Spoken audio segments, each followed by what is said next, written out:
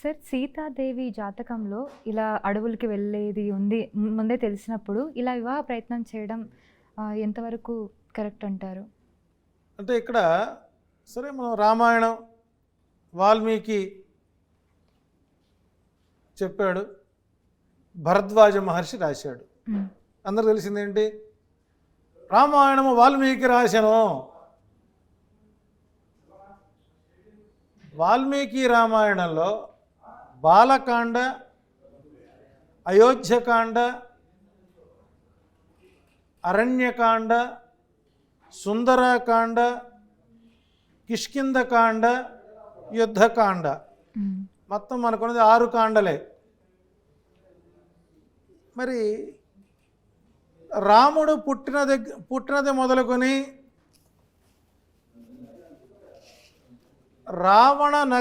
లంకా నగరాన్ని జయించి సీతను తెచ్చుకొని మరలా పట్టాభిషిక్తుడైనంత వరకు మాత్రమే రామాయణం జరిగింది. మరి లవకుశల యొక్క వైభవాన్ని కానీ, ఈమె ఎవరో చాకలివాడి మాటలు విని రాముడు అగ్నిప్రవేశం చేయించడం కానీ, ఈ రామచరిత మానసం అనేటువంటిది కానీ, లేకపోతే ఉత్తరాఖండ అనేది కానీ పూర్తి స్థాయిలో కవి యొక్క కల్పన మాత్రమే. లవకుశులు పుట్టింది అయోధ్యలోనే పుట్టారు. ఎక్కడో వాల్మీకి ఆశ్రమంలో పుట్టినట్టు, వాడు రాముడిని ఆపేసినట్టు, వాడు రామ కథాగానాన్ని చేస్తున్నట్టు, రాముడి యొక్క రామాయణాన్ని ప్రచారిస్తున్నట్టు, ఇవన్నీ కూడా పూర్తి స్థాయిలో ట్రాష్. రామాయణంలో ఉన్నవి బాలకాండ, అయోధ్యకాండ, అరణ్యకాండ, సుందరకాండ, కిష్కింధకాండ, యుద్ధకాండ, 6. ఇక్కడ సీతాదేవి కూడా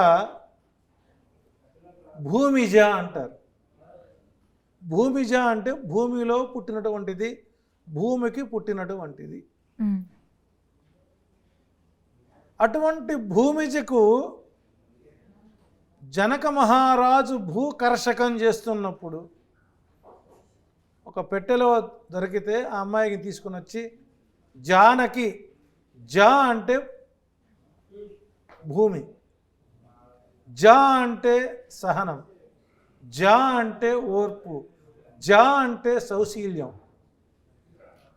ఇటువంటి గుణాలు కనటువంటి పేరును పెట్టి ఆమెను అల్లారు ముద్దుగా పెంచుతుంటే, సహజంగా ఇప్పుడంటే పుట్టిన తరువాత జాతకం చూపిస్తారు, మళ్ళా పెళ్ళప్పుడు జాతకం చూపిస్తారు, మధ్యలో జ్యోతిష్యుడు గుర్తురారు, ఏమైనా శాంతులు ఉంటే పిలుస్తారు, ఆ తర్వాత మళ్ళీ ఎప్పుడో ఇబ్బంది వచ్చినప్పుడు పిలుస్తారు, పెళ్ళప్పుడు కలవరు, విడాకులు వచ్చినప్పుడు పిలుస్తుంటారు. అంటే ఇక్కడ జాతకం అనేటువంటిది ఎప్పుడు తెలుసుకోవాలి అంటే, ఒక బిడ్డ పుట్టిన తరువాత ఆ బిడ్డకు జన్మ శౌచ సంస్కారాలు ఏవైతే ఉంటాయో, ఒక మనిషికి, ఒక భగవంతుడికి ఒక అర్చకుడు 16 రకాలైనటువంటి సేవలు చేస్తాడు. వాటిని షోడశ సంస్కారాలు అంటారు. షోడశ సంస్కారాలు. సంస్కారము అంటే క్రియ, సంస్కరించబడినవి సంస్కారం.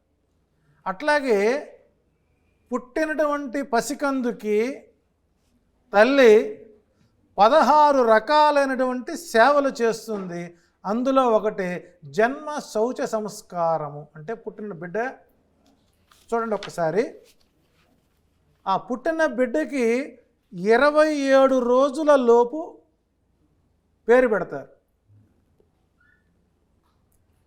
ఎందుకు పెడతారు? పుట్టగానే పెట్టచ్చు కదా. ఇప్పుడు అమెరికాలో, నార్త్ ఈస్ట్ రీజన్స్లో కానీ, విదేశాల్లో కానీ డెలివరీ రోజే పేరు పెట్టేయాలి. ఇది సంస్కార విరుద్ధం, సంస్కార విరుద్ధం.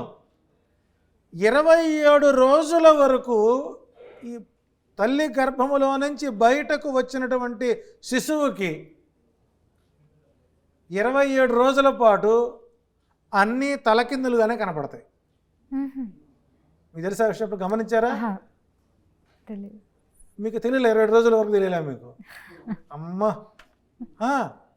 27 రోజుల వరకు ఆ పుట్టినటువంటి పసిగుడ్డుకి అన్నీ కూడా వ్యతిరేక రూపంలో కనబడతాయి. ఓకే. తల కిందకి కాళ్ళు పైకి కనబడతాయి. తల్లేనా అంతే, ఎవరో తెలియదు, తల్లి ఎవరో తెలియదు, తండ్రి ఎవరో తెలియదు. ఆమెకు కావాల్సింది పాలు. ఆ పాలు ఇచ్చే తల్లి కూడా రివర్స్లోనే కనబడుతుంది.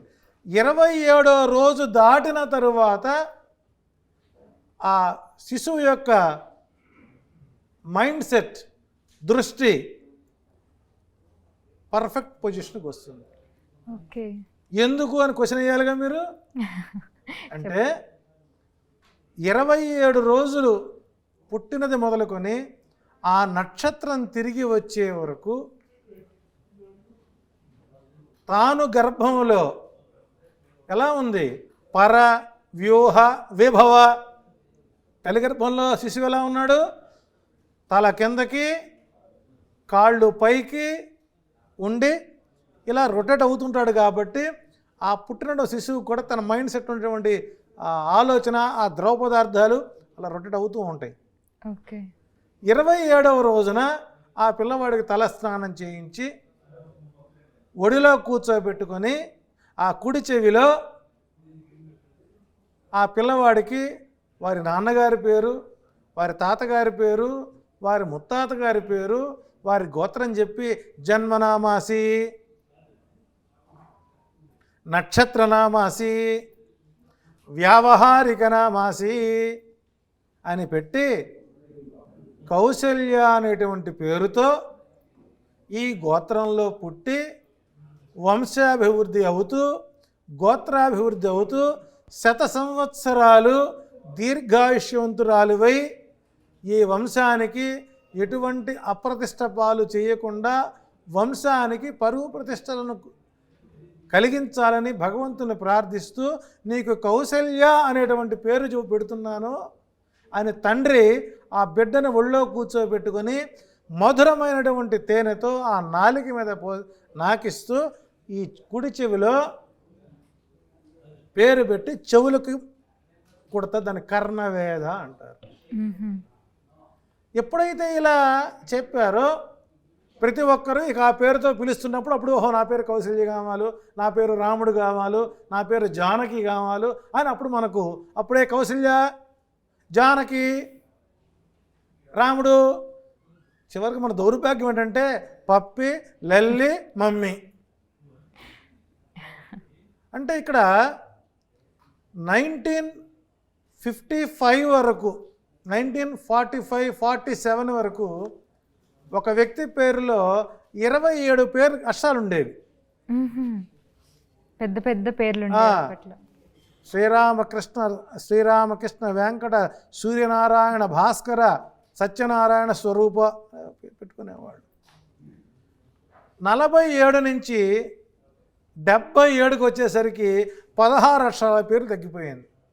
77 నుంచి 87కి 10 అక్షరాల పేరు, 87 నుంచి 97కి 5 అక్షరాల పేరు, 97 నుంచి 2007కి వచ్చేసరికి 4 అక్షరాల పేర్లు, 2007 నుంచి 2023కి వచ్చేసరికి 3 అక్షరాల పేర్లు. ఇక రాబోయే రోజుల్లో ఆ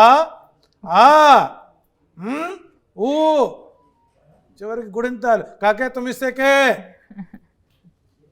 ఇట్లా పిలుచుకునే అవసరం వస్తుంది. కాబట్టి ఇక్కడ ఏ నక్షత్రంలో పుట్టారో ఆ నక్షత్రం ఏ పాదానికి చెందిందో ఆ పాదం యొక్క అక్షరాన్ని తప్పనిసరిగా మన పేరులో ఉండాలి అనేటువంటిది సంస్కారం. ఇప్పుడు మనకు డెర్మటాలజిస్టులు ఎక్కువయ్యారు. ఎవరు? డెర్మటాలజిస్ట్, న్యూమరాలజిస్ట్, ప్రోఆలజిస్ట్, గ్రాఫాలజిస్ట్ వీళ్ళు ఎక్కువైపోయి రాముడు అనే పదాన్ని నీకు కలిసి రాలేదు కదా, కాబట్టి RAAMMUDU.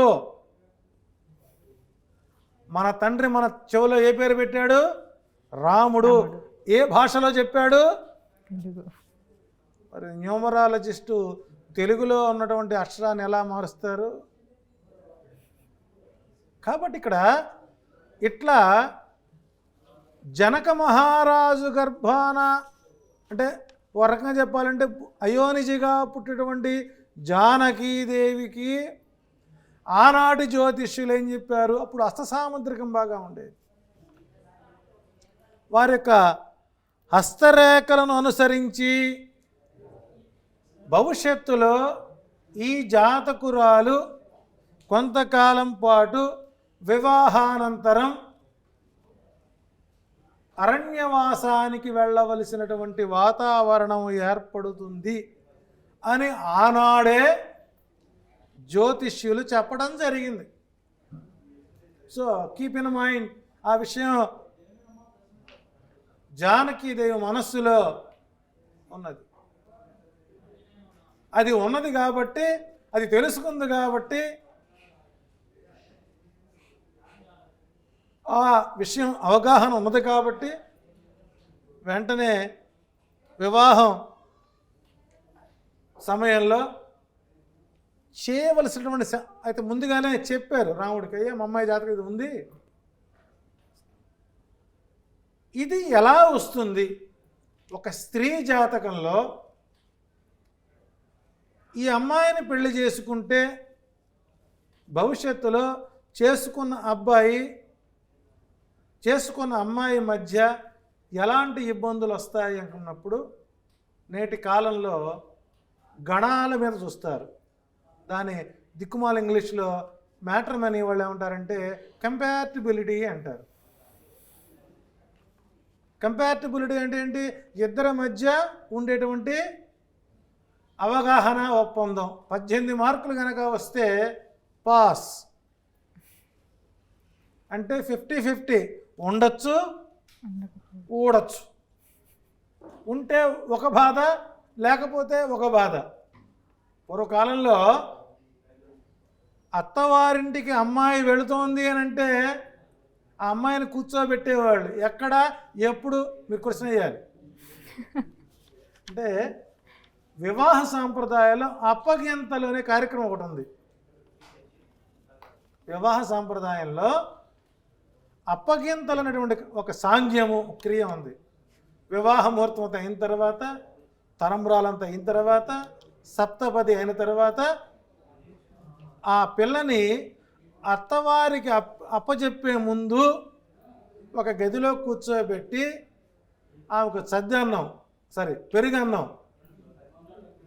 పెడుతూ, అమ్మా మన ఇంట్లో ఈ రకంగా అల్లార ముద్దుగా మనం పెంచుకున్నాము, నీవు వేరే ఇంటికి వెళుతున్నావు, ఆ కుటుంబానికి ఎలాంటి ఇబ్బందికరం వాతావరణం రాకుండా పెద్దలను గౌరవిస్తూ, భర్త మాటను ఎదురు తిరగకుండా, అత్తమామలను సేవిస్తూ, పుట్టింటికి మెట్టింటికి ఎలాంటి ఇబ్బందికర వాతావరణం లేకుండా చేయండి అని ఆ అమ్మాయికి అత్తగారితో ఎలా ఉండాలి, మామగారితో ఎలా ఉండాలి, మరిదితో ఎలా ఉండాలి, బావగారులతో ఎలా ఉండాలి, మొగుడితో ఎలా ఉండాలి అని అప్పటిదాకా ఒక వాతావరణంలో పెరిగిన అమ్మాయి కొత్త ప్రాంతానికి వెళితే ఎలాంటి ఇబ్బందులు వస్తాయో అనేటువంటి ముందు జాగ్రత్తగా నిత్యా బుద్ధులు శుద్ధ బుద్ధులు చెప్పేవారు అప్పట్లో. ఇప్పుడు అందుకనే పూర్వంలో 12 కాపురానికి 12 సూత్రాలు అని చెప్పేవారు. ఆ 12 సూత్రాలు కనుక ఏ వధువు అయితే ఆచరిస్తుందో ఆ వధువుకి వివాహ జీవితం వైఫల్యం కాదు. మరి నేటి నవీన కాలంలో 12 కాపురానికి 6 సూత్రాలు. మొదటిది ఎడంకాలు పెట్టు, అత్తగారిని కొట్టు, మామగారిని నెట్టు, బావగారిని తిట్టు, వేరే కాపురం పెట్టు. ఈ రోజున న్యూక్లియర్ ఫ్యామిలీస్ ఎక్కువైపోయాయి. సో కాబట్టి ఈనాటి విధానంలో లగ్న, ద్వితీయ, తృతీయ, సప్తమ, అష్టమ స్థానాల్లో ఉండేటువంటి కొన్ని గ్రహాల కలయికని మనం ప్రెడిక్ట్ చేయగలిగితే ఈ వెళ్ళే అమ్మాయికి వివాహ జీవితం కంటిన్యూ అవుతుందా, బ్రేకప్ అవుతుందో చెప్పచ్చు. ఓకే, నిజంగా అలా చెప్పిన దాని ప్రకారం అలా జరుగుతుందా? 100% అండి. 100% నేను చెప్పింది కరెక్ట్ అవుతుందండి. అందులో ఎలాంటి సందేహం లేదు. నా దగ్గరికి తొందరగా ఎవరు సంబంధాలకు రారు, 100 రారండి. అంటే ఇక్కడ ఒక జ్యోతిష్యుడు దగ్గరికి వెళ్ళినప్పుడు వాస్తవాలు ఒప్పుకోటే మనం ఏదైనా చేయగలుగుతాం. మీ జాతకంలో సప్తమ స్థానంలో కూజశనుల ప్రభావం ఉందండి, ఈ జాతకురాలికి కానీ ఈ జాతకుడికి కానీ ద్వితీయ తృతీయ వివాహాలు జరిగే అవకాశాలు ఉన్నాయి, దీనికి తగిన పరిష్కారాలు చేసుకోమంటే మా తెలుసులేండి ఇవన్నీ అందరికీ చెబుతారు. ఈ రోజున కొన్ని సెలబ్రిటీస్కి కానీ, అంటే సెలబ్రిటీలు అంటే వాళ్ళకి ఫేమ్లో తెలుస్తుంది, సాధారణ కుటుంబాల్లో కానీ ఈ రోజున వివాహాలు వైఫల్యం చెందుతున్నాయంటే అక్కడ సరైనటువంటి జాతక పరిశీలన లేకపోవడమే. కాబట్టి ఇక్కడ జానకి యొక్క జాతకంలో, సీతాదేవి యొక్క జాతకంలో కొంతకాలం అరణ్య అజ్ఞాతవాసాలని, భార్యాభర్తల మధ్య ఎడబాటుని ఉంది కానీ డైవర్స్ అవుతుందని ఎక్కడ లేదుగా. భార్యాభర్తల మధ్య గొడవలు రావడం సహజం. ఆ గొడవలు లేకపోతే వారిద్దరి మధ్య అవగాహన ఉండదు, ప్రేమ వాత్సల్యాలు పెరగవు. ఈ రోజుల్లో ఏముందండి, ఒకే మంచం మీద పడుకుంటారు, అబ్బాయి దక్షిణ పక్కన రీల్స్ చూస్తుంటాడు, అమ్మాయి ఇటు పక్కన ఇన్స్టాగ్రామ్ చూస్తుంటుంది. వారిద్దరి మధ్య ఈ సెల్ ఫోనే కర్ణపిశాచం, గొడవలు పెట్టేదే ఇది. మధ్యవర్తులు ఎవరు? ఈ సెల్ ఫోనే. అప్పట్లో ఆ టెక్నాలజీ లేదు కాబట్టి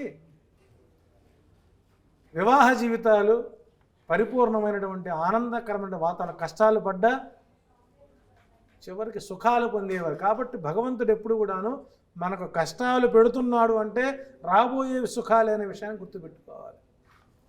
లేదు ఇప్పుడు మనం సుఖపడుతున్నామంటే రాబోయే కష్టాలు అనే విషయాన్ని గుర్తుపెట్టుకోవాలి. ఉదాహరణకి అంబానీ ఉన్నాడు, అంబానీ కొడుక్కి మధ్యకాలంలో ఏదో పెళ్లి చేశారు. కానీ ఆ పెళ్ళైనటువంటి ఆనందం కంటే ఆ పిల్లవాడిని చూసినప్పుడు ఎంత అందమైన కుర్రవాడు, ఇలా పెరిగాడు, ఇలా అయిపోయాడు అనేటువంటి ఆ కంటిలో బాధని, ఆ భావోద్విగ్నత ఎవరు ఆపలేరండి. సో కాబట్టి ఒక జాతకం చూసినప్పుడు ఈ అమ్మాయి జాతకంలో జరగబోయేటువంటి సంఘటనలు ఎలా ఉంటాయో మచ్చుకు దగ్గరకు వచ్చారనుకోండి, మొత్తం ఎప్పదీసి కూర్చోబెడతాను, ఏం జరుగుతుంది, ఎప్పుడు ఎలా జరుగుతుంది. కాబట్టి జానకి జాతకంలో ఆల్రెడీ ఉంది కాబట్టి ఆమె అరణ్యానికి వెళ్ళటానికి ఎక్కడా సంకోచించలే. కాబట్టి ఏదైనా సరే ఉన్న వాస్తవాన్ని తెలుసుకున్నప్పుడు దాన్ని ఎలా సరిదిద్దుకోవాలో కూడా మనం ప్లాన్ చేసుకోవచ్చు అనడానికి ఈ యొక్క అంశం సంకేతం.